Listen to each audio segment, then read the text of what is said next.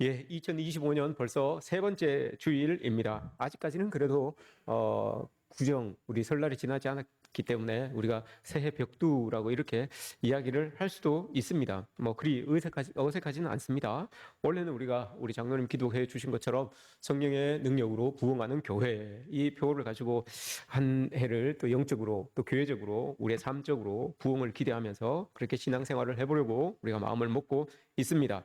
부흥이라고 하는 것은 여러분 전적으로 하나님의 주관하심이 있어야 되는 것이고 또 성령의 이끄심이 있어야 됩니다. 그리고 하나님의 전적인 이끄심과 성령의 도우심이 있어야 되고 거기에 여러분 우리가 전심으로 순종해야 됩니다. 그래야지만 이게 세 개가 어우러져야지만 열매로 나타나게 되는 것을 우리가 보게 되죠.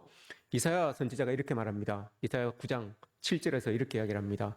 여호와의 열심히 이것을 이루기 위하여서 회복과 부흥과 충만과 이것을 이루기 위하여서 여호와는 열심히 이 일을 이루기 위하여서 열심을 다한다고 그렇게 말씀을 하십니다. 이사야 선지자는.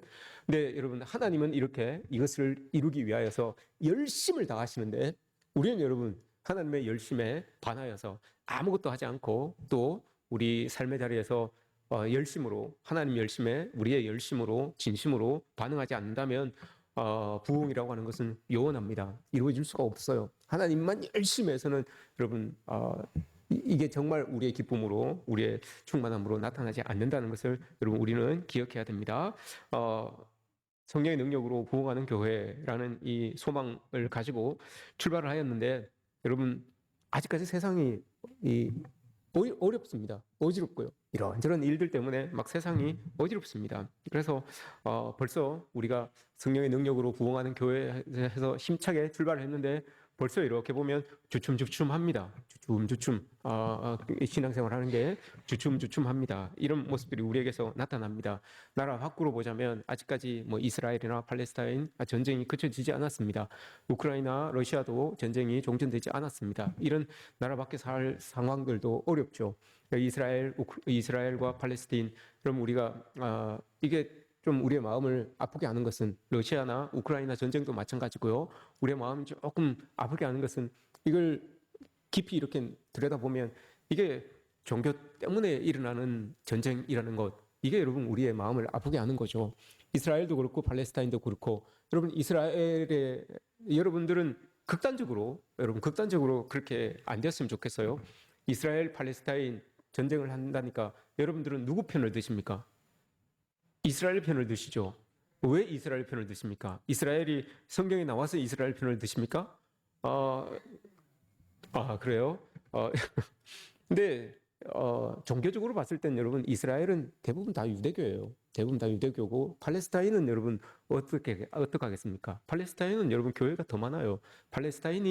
기독교인들이 더 많아요, 여러분. 사실 팔레스타인이 옛날에 우리가 이 구약에서 나오는 블레셋이라고 하는 사람, 블레셋 지역의 사람들이라는 뜻이 팔레스타인이잖아요. 팔레스타인이라는 뜻인데 그게 옛날에 블레셋 사람들은 다 이방 사람들이었는데 그 블레셋 지역의 사람들이 사는 팔레스타인 지역이 여러분 기독교가 더 많아요. 교회도 더 많고요. 극단적으로 비교해 보자면 그렇다는 거죠. 그래서 우리가 누구를 이렇게 응원하고 이런 부분들이 맹목적이 되어지는 않았으면 좋겠다라는 거죠. 우크라이나도 그렇고 러시아도 그렇고 이것도 여러분 교회 간의 싸움이잖아요. 러시아도 그렇고 우크라이나도 그렇고 이게 동방정교회예요. 다 교회의 선족격인 동방정교회를 믿는 그 나라들이에요. 근데 그것 때문에 지금 싸우고 있는 모습들을 우리가 이렇게 보게 됩니다. 나라 밖의 상황이 여전히 어려워요. 나라 안은 그렇다고 여러분 더 좋은 것도 아니에요. 지난 말부터 시작해서 비상계엄이 터지고 사상초유로 현직 대통령이 체포를 당하고 하는 그런 일들이 지금 우리나라에서 막 일어나고 있어요. 오늘 새벽에 보니까 또 구속이 됐다고 그러더라고요. 이런 아픈 상황들이 우리나라에서 국내외적으로 일어나고 있는 것을 보게 됩니다. 근데 여러분 더 마음 아픈 일이 있다면 우리나라에서 일어나고 있는 이 지금 작금의 현실에 대해서 더 마음 아픈 것이 있다면 국가의 혼란에 여러분 교회가 관여하고 있다는 거, 이게 더 힘든 일이에요. 더 마음 아픈 일이고요. 나라가 막 혼란스럽고 할 때 교회가 여러분 기도하고 좀 앞서 나아가서 뭔가를 좀 이렇게 잠잠히 하나님의 뜻을 바라면서 나아가야 되는데 너무 교회가 시끄럽게, 너무 교회가 세상을 향하여서 막말을 쏟아내고 있는 그런 모습들을 우리가 보게 되죠. 이걸 참 한 명의 그리스도인으로 그것을 바라볼 때 참 마음이 아프고 괴로운 것을 보게 됩니다. 이러한 때에 또 2025년도 첫 주죠. 그러니까 첫 주에 기독교 CBS 기독교 방송국에서 우리나라 국민을 대상으로 종교에 대한 호감도를 조사했어요. 종교에 대한 호감도 5대 종교에 대해서만 했어요. 우리나라의 5대 종교에 대해서만 했는데, 네, 한번 보세요. 표를 제가 하나 보여드리겠습니다. 예, 불교가 52%입니다. 천주교가 48%고요. 개신교가 14%예요. 원불교보다도 낮습니다. 예, 원불교 여러분 어떤 종교인지 아세요? 잘 모르잖아요. 그 잘 모르는 원불교보다도 여러분 개신교가 더 낮아요. 14%밖에 안 돼요. 이게 올해 1월 달 첫째 주에 발표된 종교에 대한 호감도입니다. 그러니 뭐 조금 극단적으로 보자면 10명 중에 1명이 나는 교회 좋아해요 라고 이렇게 이야기를 한다는 거예요. 10명 중에 5명 이상이 저는 불교가 좋아요. 4명이 천주교가 좋아요. 이렇게 이야기를 한다는 거예요. 참 그렇죠. 이게 3년 전에는 어땠을까요? 3년 전의 모습을 한번 보겠습니다. 3년 전 그래프는 이렇습니다. 예.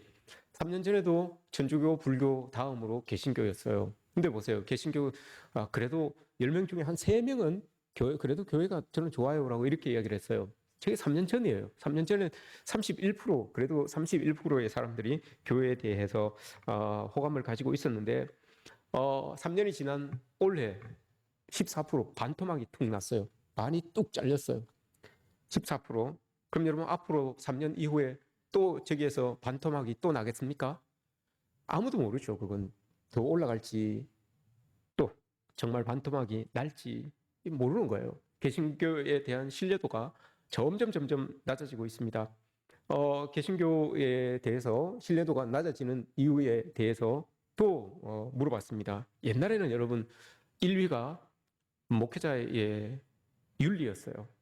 부도덕한 그런 윤리들. 이게 목회자의 윤리가 1등이었어요. 목사님들이 제대로 안 사는데 무슨 이게 이제 1등이었거든요. 그런데 올해 이 나온 1등은 그게 아니에요. 기독교인들의 전체적인 부패라고 이렇게 이야기를 합니다. 그러면서 말하는 게 첫 번째가 사회적인 책임을 지지 않는다. 사람들이, 기독교인들이 많은 사랑을 이야기하고 많은 예수를 따라야 살아서 산다고 하는데 사회적인 책임을 다하지 않습니다. 기대 이하입니다. 이렇게 이야기를 합니다. 이게 첫 번째예요. 모든 그리스도인들이, 저를 포함하여서 모든 그리스도인들이 교회를 다닌다고 하는 사람들이, 세상 사람들이 생각하기에 그렇다는 거예요. 말은 잘하는데 기대 이하다. 이렇게 이제 생각을 한다는 거예요. 두 번째는 독선, 차별, 그리고 혐오 발언. 교인들의 입에서, 그리스도인들의 입에서 이 독한 말들이 많이 나간다는 거예요. 세상을 향하든지 다른 종교인들을 향하여서라든지 혐오 발언들이 많이 나간다는 거예요. 그리스도인들의 입에서 이런 말들이 많이 나가죠. 사회적인 어떤 이슈가 터지면, 어떤 사건이 터지면, 요즘 같은 이런 사건이 터지면, 이런 이슈들이 벌어지면 그리스도인들이 여러분 도독한 말을 쏟아낸다는 거예요. 하나님의 사람들이 도독한 말을 쏟아낸다는 거예요. 그러니 그렇죠. 그럼 몸으로 자연스럽게 이렇게 표현할 수도 있는데 말로 여러분 다 까먹어요. 말로. 독한 말들을 향하여서, 혐오하는 말들을 통하여서 이렇게 까먹는 것을 보게 되죠.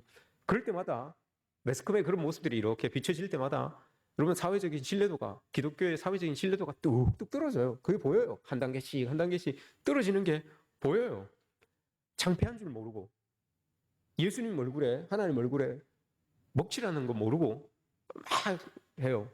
그러면 진짜 3년 있다가 여러분 조사하면 반토막 납니다. 분명히 반토막 납니다. 5%도 안 될 수가 있어요. 여러분 우리 이거 기억해야 됩니다. 거기에 대해서 1월 달에 나온 그 평가에 대해서 성공회대학교의 정경일 교수님께서 이렇게 칼럼하셨습니다. 예수천당 불신지옥으로 상징되는 기독교가 타인의 종교, 타인의 신앙을 존중하지 않고 지배하려고 하고 바꾸려고 하지 않고 정복하려고 한다는 인식에 대한 사회적 반감이 굉장히 크다. 이렇게 이야기를 합니다. 기독교가 여러분 전도하면 좋지요. 하나님 말씀을 전하면 좋지요. 그런데 그게 지배하기 위해서 우리가 전도하는 게 아니잖아요. 저 타인의 종교를 여러분 우리가 정복하려고 예수 그리스도를 정하는 게 아니잖아요. 그런데 예수 전당 불신지옥을 이야기하면서 많은 그리스도인들이 주 종교를 터부시하고 지배하여서 정복하여서 우리 것으로 만들려고 하는, 기독교가 위에 서려고 하는 그런 모습들이 너무너무 많다. 근데 그게 사회적인 사람들에게 봤을 때는 그게 반감으로 다가온다라고 이렇게 정경 교수님께서 말씀을 해주고 있습니다. 정확한 거죠, 여러분. 맞아요. 우리가 그리스도를 전가할 때, 예수 그리스도를 이야기할 때, 내가 교회 다닙니다라고 이야기할 때 여러분 지배하려고, 정복하려고 이런 마음을 가지고 있으면 우리의 말에서, 우리의 행동에서 여러분 정말 지배하려고 하는, 정복하려고 하는 그 독한 말들이, 독한 행동들이 나올 수 있다는 것을 여러분 우리는 기억해야 됩니다. 그렇다고 해서 여러분 모든 종교를 다 존중하라는 말은 아니에요. 4.12 이단, 여기는 여러분 우리가 경계해야 되겠죠. 분명히 경계해야 됩니다. 사회 악을 부추기는 종교들을 여러분 우리가 분명히 경계해야 되는 것은 맞아요. 그런 종교들을 향하여서는 대사회적인 사람들도 여러분 독한 말들을 쏟아내기 때문에 괜찮아요. 그런 부분에 있어서는 우리가 앞장서서 더 독한 말을 쏟아내는 게 맞지요. 그러나 대사회적인 악을 조장하는 종교들이 아니고 그런 사람들이 아니라면 여러분 우리는 우리의 수위가 있습니다. 기독교인들로서 세상 사람들과 함께 갈 수 있는 그 수위가 있어요. 이걸 지킬 줄 알아야 되는 게 우리의 모습입니다. 왜 여러분 이런 문제가 그리스도인임에도 불구하고 하나님의 사랑을 이야기하는 종교임에도 불구하고 이렇게밖에 되지 않느냐. 근데 여기에 대해서 여러분 많은 신학자들이 고민을 합니다. 옛날의 사람들도 여기에 대해서, 우리 때만 그런 게 아니에요, 여러분. 옛날 때도 하나님의 의, 하나님을 믿고 사는 사람들인데 왜 사회 속에서 대접을 못 받을까? 왜 사회 속에서 손가락질 받을까? 이게 여러분 오늘날만의 고민이 아니었어요. 옛날에 18세기, 19세기에도 이게 고민이었어요. 그래서 우리보다도 더 앞서서 고민한 사람들이 있었어요. 그 고민한 사람들이 왜 이렇게 고민을 하느냐? 왜 이러냐? 왜 이 그리스도인들이 이러냐? 여러분 왜 그러냐? 하나님의 의에 대해서 오늘 우리가 읽었죠. 하나님의 의에 대해서 여러분 이해도와 기준이 다르기 때문에 그렇다라고 이렇게 이야기를 합니다. 하나님의 의, 하나님의 의에 대한 것을 우리가 제대로 알고 제대로 이해한다면 여러분 믿음이 이렇게 같아지게 됩니다. 근데 이 하나님의 의에 대해서 이해를 잘 못하게 되면 이 믿음에 대한 편차가 생겨요. 똑같이 여러분 교회 안에서 신앙생활 하는데도 하나님의 의를 나는 이렇게 이해하고 저 사람은 이렇게 이야기하면 이게 여러분 삶으로 이어질 때 그 믿음이 삶에서 적용되는 그 편차가 있어요. 막 이 사람은 내가 가지고 있는 이 의를 표현해서 정말 사회에 막 쏟아내면서 살아가는 사람이 있는가 하면 정말 그 의를 가지고, 내가 이해한 그 의를 가지고 조용하게 사랑과 선행을 실행하면서 살아가는 그런 사람들도 있어요. 이게 의에 대한 이해도의 차이가 우리 삶에서 대사회적인 그런 모습의 편차로 이렇게 나타날 수 있다는 것을 여러분 우리가 기억해야 됩니다. 오늘 본문 말씀과 비슷한 말씀이 여러분 6장 33절에 있어요. 마태복음 6장 33절에 있죠. 그런즉 너희는 먼저 그의 나라와 그의 의를 구하라. 그리하면 이 모든 것을 너희에게 더하시리라 라고 이렇게 이야기를 했습니다. 먼저 그의 나라와 그의 의를 구하라. 예수님께서 이렇게 말씀하셨어요. 먼저 그의 나라와 그의 의를 구하라. 의를 구하라 라고 이렇게 말씀하셨잖아요. 의가 여러분 뭡니까? 하나님께서 이야기하고 계시는 우리가 구해야 되는 그 의가 뭐예요? 이 의를 알면 여러분 우리가 이걸 구하면서 살아갈 수 있을 것 아닙니까? 근데 예수님께서 너희는 먼저 그의 나라와 그의 의를 구하라 라고 이렇게 말씀하셨는데 그 의에 대해서는 여러분 말씀을 안 해주세요. 안 가르쳐 주세요. 그 의를 정확하게 가르쳐 주셨으면 우리가 그렇게 살아가면 되는군요. 그 의를 추구하며 살아가면 되는군요. 이렇게 살면 되는 거거든요. 근데 예수님께서 너희는 먼저 그의 나라와 그의 의를 구하라 라고 이렇게 말씀을 해 놓으시고는 그 의가 뭔지를 가르쳐 주지 않으셨어요. 그래서 여러분 우리는 그 의를 우리가 생각하기에 예배 잘 드리고 봉사 잘하고 하나님 앞에 나와서 전심으로 예배 잘 드리고 하는 그런 모습들, 이런 모습이 우리의 의로 알아요. 그래서 신앙생활 잘하면 우리의 의가 나는 의롭다라고 이렇게 생각하는 사람들이 많습니다. 이게 예수님께서 이야기하고 있는 의가 이게 아니에요. 여러분 의라고 하는 말은 이런 의미입니다. 헬라어로 디카이오시네라고 하는 말입니다. 이게 두 개의 뜻을 가지고 있는데 하나님의 공의로운 성품, 또 하나님과의 올바른 관계라고 이렇게 이야기를 합니다. 근데 우리는 저 두 번째에다가 신경을 많이 써요. 하나님과의 올바른 관계. 그래서 예배도 잘 드리고요. 그래서 하나님 앞에 이렇게 열심히 봉사도 하고요, 헌신도 하고요, 이런 모습이에요. 그러면 내가 하나님 앞에 의로운 것처럼, 아, 나는 하나님 앞에 의롭다, 의로움을 받은 사람이다라고 이렇게 생각을 하고 살아갈 때가 있습니다. 그런데 여러분, 우리가 생각해야 되는 건 첫 번째 것도 생각을 해야 돼요. 하나님의 공의로운 성품, 이게 의롭다라고 하는 말 안에 담겨져 있는 거예요. 저 두 가지가 동시에 여러분 우리의 삶에서 일어나야 되는 거예요. 하나님께서 정말 공의롭게 생각하는 것이 무엇인가? 여기에 대해서 여러분 우리는 깊이 생각해 보지 않아요. 그냥 하나님과의 관계가 좋으면 내가 열심히 신앙생활하고 열심히 예배드리고 열심히 잘하면 하나님과의 관계가 좋으니까 나는 믿음이 좋다, 나는 의롭다라고 이렇게 생각하는데, 첫 번째 거, 하나님이 정말 공의롭게 생각하는 게 뭔가, 여기에 대해서는 여러분 우리가 깊이 고민을 안 해요. 여기에 대해서 깊이 고민을 안 하니까 자꾸 교인들의 모습이 여러분 열심히 신앙생활을 하는 모습으로, 열심히 충성하는 모습으로, 그게 여러분 대사회적인 사람들이 눈으로 봤을 때에 내가 열심히 신앙생활을 하는 게 막 데모하는 모습으로 막 이게 자기가 생각하기에는 내가 열심히 신앙생활을 하는 것 같아요. 세상을 향하여서 막 복수를 퍼붓는 그런 모습들을 봤을 때 여러분 이게 자기가 생각하기에는 열심히 하나님과의 관계가 올바른 것처럼 느껴져요. 그런데 여러분 그렇게 하는 모습을 세상 사람들이 볼 때는 그럼 그게 정말 독선처럼 보이고요, 그게 정말 엉뚱한 모습처럼 보여요. 그렇게 살면 여러분 정말 대사회적인 인식이 14%밖에 되지 않는 그런 모습들이 자꾸자꾸 나타날 수밖에 없어요. 먼저 알아야 되는 것은 여러분 하나님의 성품, 공의로운 성품이 도대체 뭐냐, 이걸 여러분 우리가 고민하면 그것에 따라서 두 번째 게 자연스럽게 이루어질 수가 있어요. 첫 번째 건 빼놓고 자꾸 두 번째 것만 이야기하니까 내가 신앙생활하는 그 바운더리 내에서만 하나님의 의로움을 생각하려고 하니까 여러분 자꾸 그런 모습이 나타나게 되는 거죠. 먼저 그의 나라와 의를 구하라. 그럼 도대체 이게 뭘까요? 그럼 한번 보겠습니다. 이게 디카이오시네라고 하는 이 말씀은 사실 일상 용어는 아니고 법적인 용어예요. 법적인 용어인데 이게 무슨 뜻을 가지고 있는가 하면 죄에 대하여서는 형벌을 받아야 된다. 이게 여러분 의예요. 죄에 대하여서는 형벌을 받아야 된다. 죄에 대해서는 대가를 치러야 된다. 이게 의, 하나님께서 말씀하고 있는 의, 디카이오시네라고 하는 말이에요. 이게 하나님 입장에서 봤을 땐 이게 공의예요. 공의. 잘못했으면 너 잘못했으면 회초리 맞아야지. 죄 지었으면 너 죄 잘못했으면 벌 받아야지. 이게 하나님의 공의예요. 근데 죄인에게 불이라고 하는 것은 죄를 지었음에도 불구하고 그 사람에게 여러분 처벌이 되지 않아요. 그게 불의예요. 성경에서 봤을 때 하나님의 입장에서 봤을 때 불의가 그거예요. 죄를 지었는데 저 사람 죄값을 안 치르네, 죄값을 안 당하네 라고 하는 게 이게 불의예요. 죄인에게 벌을 부여하지 않게 될 때 세상은 그걸 다 불의라고 이렇게 봅니다. 근데 이걸 성경에서는 여러분 디카이오시네라고 이렇게 이야기를 해요. 죄를 지었음에도 불구하고 여러분 저 사람에게 죄값을 묻지 않아요. 죄를 지었음에도 불구하고 여러분 벌 주지 않아요. 이게 여러분 디카이오시네 의예요. 이게 하나님께서 이야기하고 있는 의입니다. 오늘 말씀에서 5장 6절 하나님의 의에 대해서 우리에게 말씀해 주시는데, 의에 줄이고 목마른 자는 복이 있다, 그들이 배부를 것이다 라고 이렇게 이야기를 하잖아요. 이 하나님의 의에 대해서 고민하는 거예요. 여러분 한번 고민해 보세요. 죄에 대해서, 죄를 지었으면 그 사람이 벌을 받아야 됩니까? 안 받아야 됩니까? 여러분들의 입장에서, 여러분들이 봤을 때 벌을 받아야 되죠. 이게 의라니까요, 여러분. 이게 의예요, 여러분. 의. 죄를 지었으면 벌을 받아야 되는 겁니다. 이게 의예요. 여러분들은 죄인입니까? 아닙니까?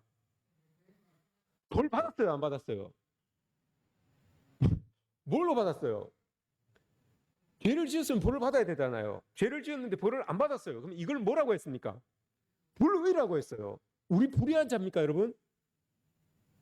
우린 죄를 지었어요. 그런데 벌을 받지 않았어요. 그죠? 그렇다고 해서 우리를 가지고 불의라고 이렇게 하지 않아요. 이게 디카이오시네예요. 하나님 입장에서 봤을 때 이게 공의예요. 보세요. 쉽게 예를 들어드리겠습니다. 이걸 여러분 우리만 고민한 게 아니라 저 먼저 믿은 사람들도 고민했다 그랬잖아요. 우리가 잘 알고 있는 레미제라블 누가 지었습니까? 레미제라블. 네? 뭐 작가가 지었겠지요. 뭐 그죠? 레미제라블 주인공이 누굽니까? 장발장이에요. 장발장. 아, 그거 이제 또 깨닫는 사람이 있다. 레미제라블이라고 이야기하니까 모르고 있다가 장발장이라고 아, 그거구나. 또 이렇게 이제 이야기하는 분들이 있어요. 빅토르 위고라고 하는 사람이에요. 빅토르 위고라고 하는 사람인데 레미제라블이라고 하는 사람. 레미제라블이 여러분 레 미제라블이라는 뜻이에요. 이게 불어예요. 불어. 근데 불쌍한 사람들이란 뜻이에요. 불쌍한 사람들, 가난한 사람들이란 뜻이에요. 근데 그게 빅토르 위고가 왜 이 작품을 썼는가 하면 이 사람이 빅토르 위고가 여러분 하나님의 의에 대해서 고민했던 사람이에요. 그래서 하나님의 의를 풀어낸 작품이 이 장발장이에요. 하나님의 의가 이런 겁니다라고 풀어낸 게 이 작품이에요. 작품의 내용은 여러분 우리가 알잖아요. 장발장이 배가 고파서 빵을 훔쳤어요. 빵을 훔쳤는데 몇 년 살았습니까? 5년형이 떨어진 거예요. 그래서 자기도 부당한 거죠. 빵을 훔쳤는데 5년이나 줍니까? 그래서 살다가 자꾸 탈옥을 합니다. 탈옥을 하는데 자꾸 잡혀요. 그래서 자꾸 잡히니까 자꾸 형이 늘어나는 거예요. 그래서 결국은 빵을 훔쳐갖고 결국은 몇 년을 삽니까? 19년을 살아요. 19년을. 훔치지 마세요, 빵. 빵 잘못 훔치다가 19년 사는 경우가 생깁니다. 19년을 살아요. 19년 살고 난 다음에 나왔어요. 나왔는데 갈 데도 없고 집도 절도 없어요. 집도 절도 없는데 배도 고프고 이렇게 쭉 지나가다가 여러분 누구를 만납니까? 신부님을 만나요. 그죠? 신부님을 딱 만났는데 그 신부님이 딱 알아봅니다. 아이고 저 사람 배고픈 사람이구나. 참 가난한 사람이네. 라고 신부님이 이제 주교관으로 데리고 가잖아요. 그 장발장을 데리고 갑니다. 그래서 그 미레일 신부님이 좋은 것들을 빵도 먹을 것도 막 이렇게 다 대접을 해줘요. 대접을 해주는데 막 먹을 땐 몰랐는데 먹고 나니까 보니까 그 빵이 담겨져 있는 그릇이 은그릇인 거예요. 자기가 마셨던 그 물그릇이 은잔인 거야. 자기 그 식탁을 밝혀줬던 그 촛대가 다 은으로 만든 거예요. 이게 다 먹을 땐 몰랐는데 먹고 나니까 자는데 이제 그게 머릿속에 아른아른거리는 거죠. 한밤을 자게 되는데 머릿속에서 아른아른거리는 거예요. 아우 저거 팔면 얼마일까? 이건 제 생각이에요. 그게 나와 있지 않아요. 소설에 나와 있지 않습니다. 아우 저거 팔면 얼마일까? 저거 가면 한 달은 먹지 않을까? 저거 한 2개, 3개 팔면 집 한 채 사지 않을까? 아마 이런 생각을 하지 않았겠습니까? 그래서 여러분 이런 아마 생각을 했을 거예요. 그래서 싹 쓸어 담죠. 자기 가방에. 그걸 싹 쓸어 담습니다. 쟁반도 그 잔도 술잔도 싹 끌어 담고 날라요. 딱 날아가고 딱 가는데 이렇게 나르는 게 아니라 갑니다. 갑니다. 딱 가는데 경찰이 딱 봅니다. 이 경찰이 촉이 있잖아요. 촉. 그죠? 불신검을 딱 합니다. 당신 좀 봅시다. 이름이 뭡니까? 신분증 좀 봅시다. 뭐 신분증이 있어야 말이죠. 봅시다. 가방 좀 열어봅시다. 가방을 쭉 열어봤는데 그게 안에 은식기가 쫙 나오는 거예요. 은그릇, 은잔, 은접시 뭐 이런 게 나온 거예요. 그래서 이 사람이 딱 알고 이게 주교관에서 쓰는 거라는 걸 알잖아요. 그래서 바로 주교관으로 데려갑니다. 주교님, 미래의 신부님이 딱 불러갖고 신부님, 저 도둑을 잡아왔는데 이거 여기에서 나온 것 아닙니까? 이렇게 딱 해요. 여기까지는 여러분 다 좋죠. 근데 여기서부터 이제 중요한 거예요. 미래의 신부님이 딱 나와가지고 장발장에게 뭐라고 합니까? 뭐라고 합니까? 예의 배은망덕한 놈 이렇게 이야기를 합니까? 야, 너 왜 은초 때는 안 가지고 갔어? 내가 이거 은초 때까지 다 줬는데 왜 은초 때는 안 가지고 갔어? 라고 하면서 은초 때를 챙겨줍니다. 여러분, 장발장이 여러분 죄인입니까? 아닙니까? 대답을 하세요. 장발장이 죄인입니까? 아닙니까? 죄인이죠. 맞아요. 죄인이에요. 그런데 죄값을 받습니까? 안 받습니까? 이건 의입니까? 불법입니까? 불입니까? 불이죠. 그런데 이게 의예요. 빅토르 위고가 이야기하고 있는 의가 이거예요, 여러분. 왜 그렇습니까, 여러분? 장발장은 여러분 은초대를 딱 받고 난 다음에 장발장도 자기가 죄인인 걸 알았고요. 경찰관도 그 장발장이 죄인인 줄 알았어요. 미리엘 신부님도 그 장발장이 죄인인 줄 알았어요. 그런데 여러분 모두가 다 아는 죄인임에도 불구하고 죄값을 안 받잖아요. 죄값을 안 받아요, 여러분.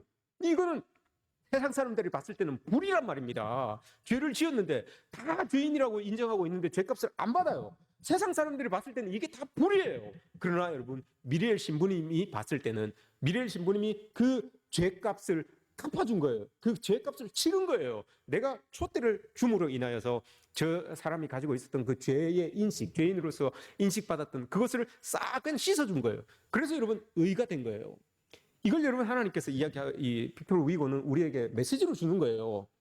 메시지 하나님께서 우리가 다 죄인이잖아요. 죄인인데 하나님께서 우리가 하나님 앞에 갚을 수가 없어요. 그래서 세상이 봤을 때 우리는 다 죄인이기 때문에 죄값을 안 치르면 이건 다 불의예요. 그런데 하나님께서 불의로 우리를 죄인으로 취급하지 않으시고 하나님께서 대신 갚아주셔가지고 우리가 의롭게 되었단 말입니다. 그게 여러분 로마서 3장에 나오잖아요. 로마서 3장 25절의 말씀이 그거예요. 값 없이 하나님의 의로 우리가 의롭다 하심을 받았습니다. 그 의롭다 하심을 받은 사람들이 바로 우리입니다. 라고 이렇게 이야기를 해요. 그런데 여러분 여기에서 끝나는 게 아니라 사도 바울이 그렇게 고백을 했는데 여기에서 끝나는 것이 아니라 그러면 의롭다, 값 없이 의롭다 함을 받은 사람들은 어떻게 살아야 됩니까? 라고 이렇게 이야기를 합니다. 그걸 이신칭의라고 이렇게 이야기를 해요. 로마서 3장 25절 말씀에 대한 것을 이신칭의라고 해요. 근데 이신칭의를 요거 하나만 가지고 이야기하는 것이 아니라 갈라디아서 2장에 나오는 이신칭의가 또 있어요. 그게 뭡니까 여러분? 우리가 잘 알고 있는 것. 그런즉 이제는 내가 사는 것이 아니요 내 안에 그리스도께서 사시는 것입니다. 왜 그렇습니까 여러분? 내가 그리스도와 함께 십자가에 못 박혀 죽었기 때문에 그래요. 예수님께서 나를 위하여서 값으로 치러주셨잖아요. 십자가 값으로 치러주셨잖아요. 그러니 여러분 그 같이 죽었다라고 생각하면서 이제는 내가 사는 것이 아니요 내 안에 그리스도께서 사시는 것이라. 그리스도께서 사시는데 어떻게 사나요? 나를 위하여 자기 몸을 버리신 십자가를 지신 그 하나님의 아들을 믿는 믿음 안에서 사는 것이다 라고 이렇게 이야기를 하잖아요. 이게 여러분 이신칭의 의예요. 의는 그래서 두 개예요 여러분. 죄 없이 하나님 죄값을 치르지 않았는데도 하나님이 나를 의롭게 만들어 주셨구나. 이게 첫 번째 의고요. 두 번째 의는 그렇면 죄값을 치르지 않았음에도 나를 의롭게 만들어 주셨으니 이제 그러면 내가 살면서 그 값을 치러야 되겠다. 그 값을 어떻게 치릅니까 여러분? 사도 바울이 이야기를 했잖아요. 내 안에 하나님이 사는 거예요. 내 안에 그리스도가 사는 거예요. 그 그리스도의 마음을 가지고 갚으면서 사는 거예요. 이게 여러분 이신칭이에요. 이게 의예요. 이거 두 개가 같이 있어야지만 하나님의 사람으로서 값없이 의롭다함을 받은 사람으로서 그 값없이 나를 고쳐주신 나의 값을 치러주신 그걸 여러분 내 삶에서 갚아가는 거예요. 갚아도 여러분 갚지 못해요.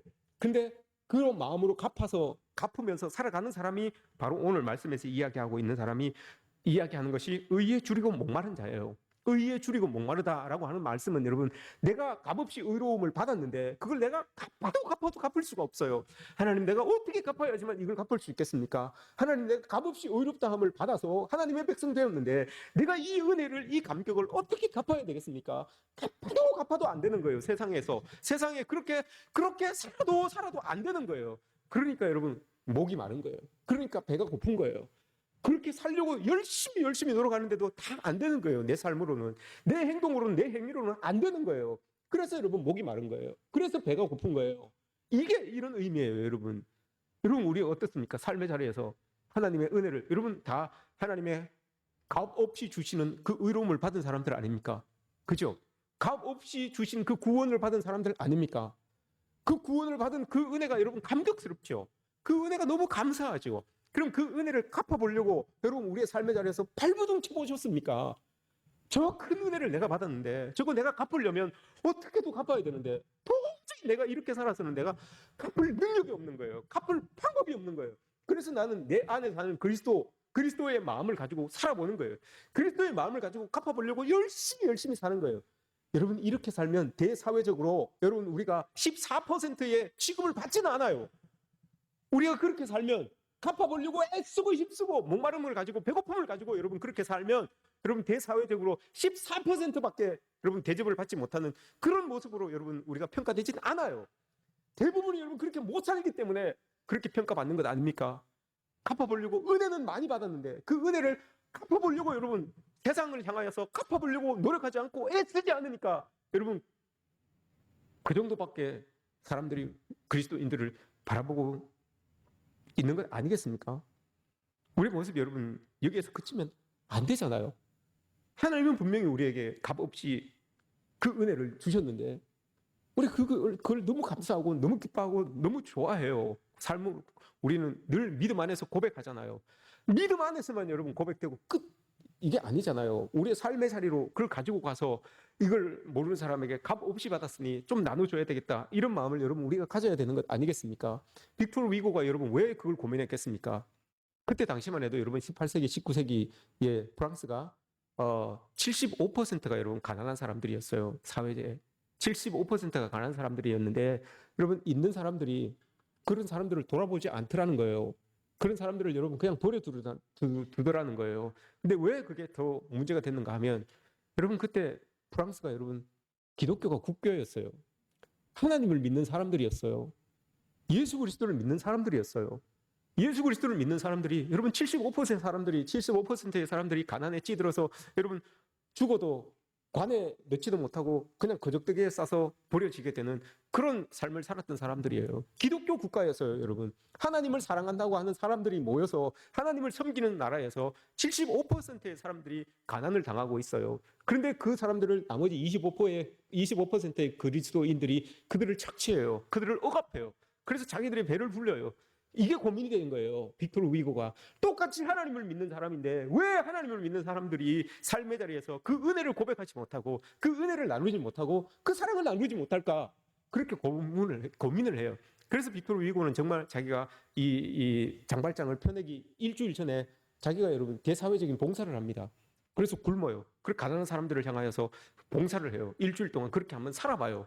자기의 삶으로. 내가 책은 이렇게 쓰는데 내 삶이 그렇지 못하면 안 되지 않냐. 그래서 살아봐요. 그리고 난 다음에 여러분 그가 정말 국회의원이 되잖아요. 국회의원이 되고 정책도 그렇게 펴요. 그리고 죽을 때 자기가 자기의 재산을 환원을 합니다. 환원을 하면서 한 유언과도 같은 말이 있어요. 내가 5만 달러입니까? 5만 프랑입니까?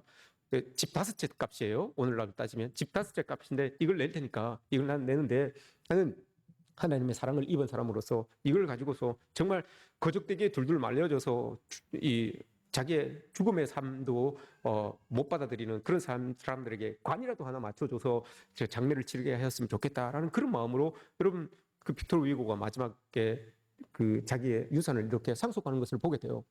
자기는 하나님에게 값없이 받은 그 은혜를 나는 대사회적으로 그 의로움을 갚아나가는 심정으로 나는 살겠습니다라고 하는 그런 마음을 가지고 있었던 사람인 거예요.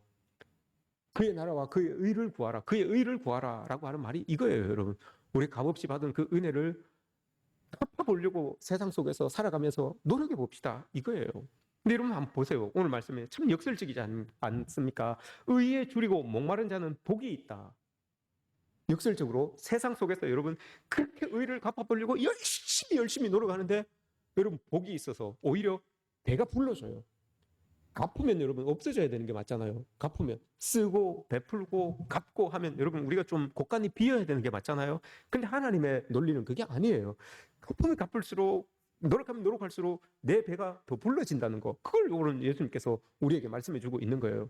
삶의 자리에서 여러분 우리가 그렇게 살지 못하는 이유가 뭡니까, 여러분? 내가 손해보는 것 같아서 그런 거 아닙니까? 내게 줄어드는 것 같아서 그렇지 않습니까? 내가 여러분 나의 유익이 끊어지는 것 같아서 그렇지 않습니까? 그런데 오늘 예수님 뭐라고 합니까? 그럴수록 우리의 배가 불러진다라고 이렇게 말하고 있어요. 말씀하고 있어요.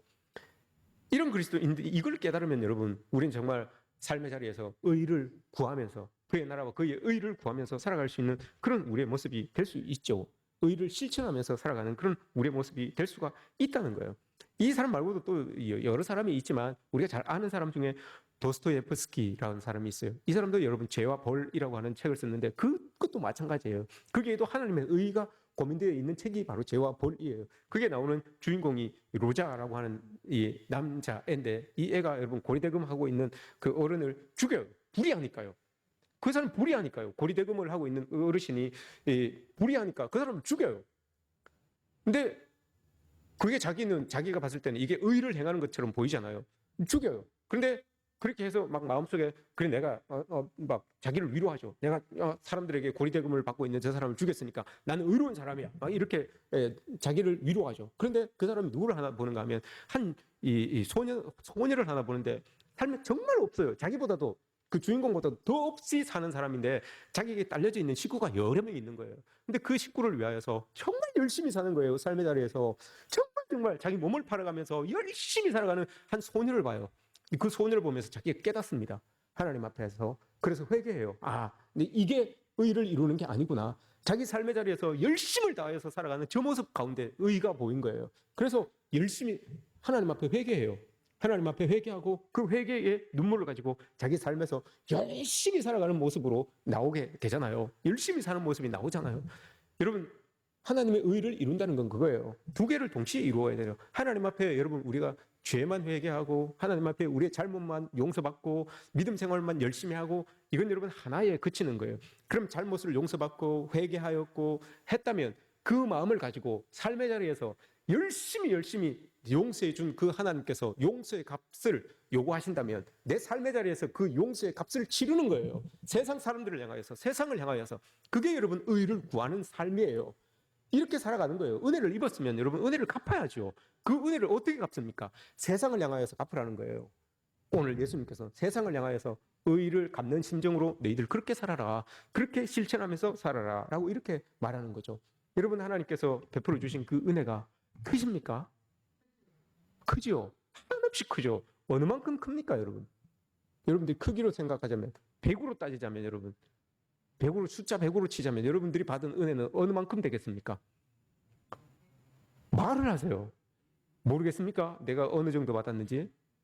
100이죠. 그렇죠. 우리는 100이에요. 100 넘으면 넘었지 낮지는 않아요. 우리가 받은 은혜가 그 정도예요. 우리는 내가 받은 은혜를 100으로 지수 100으로 딱 나타나요.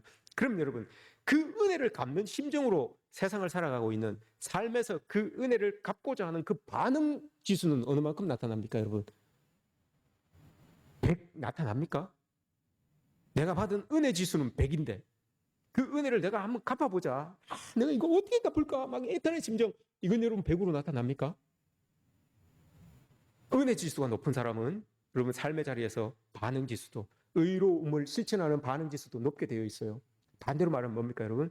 내가 은혜에 대해서 하나님께 받은 은혜가 별로 크게 생각하지 않는 사람은 여러분 이 세상을 향하여서 반응하는 지수도 별로 크지 않아요. 이걸 여러분 명심하십시오. 이게 비슷해지면 믿음이 여러분 비슷해지는 거예요. 근데 이거 따라서 여러분 우리 삶의 자리에서의 편차가 있는 거예요. 우리에게도 여러분 믿음의 색깔이 믿음의 편차가 있잖아요. 저는 보기에 여러분들 모두가 다 저하고 신앙 색깔이 비슷하다고 생각해요. 교회마다 여러분 신앙 색깔이 다 달라요. 교회마다 신앙 색깔이 비슷한 사람들이 모여져요. 근데 저는 여러분들이 보시기에 신앙을 색깔로 치자면 어떤 색이라고 생각하세요? 여러분들 색깔과 비슷해요, 여러분. 제가 늘 말하잖아요. 성도들의 수준이 목사 수준이라고, 담임 목사 수준이라고 그러잖아요. 신앙 색깔도 비슷해요. 제가 여러분 늘 이런 제 마음에 있는 것들 가지고 고민하고 그걸 설교하니까 여러분들도 제 마음을 같이 나누는 거예요. 같이 고민하는 거예요. 그러다 보니 신앙의 색깔이 비슷해지는 거예요. 비슷해지니까 폭 튀는 사람도 없고요. 이런 게 나타나는 거예요. 그런데 여러분 제 신앙 색깔이 예를 들어서 빨간색이에요. 아주 빨간색이에요.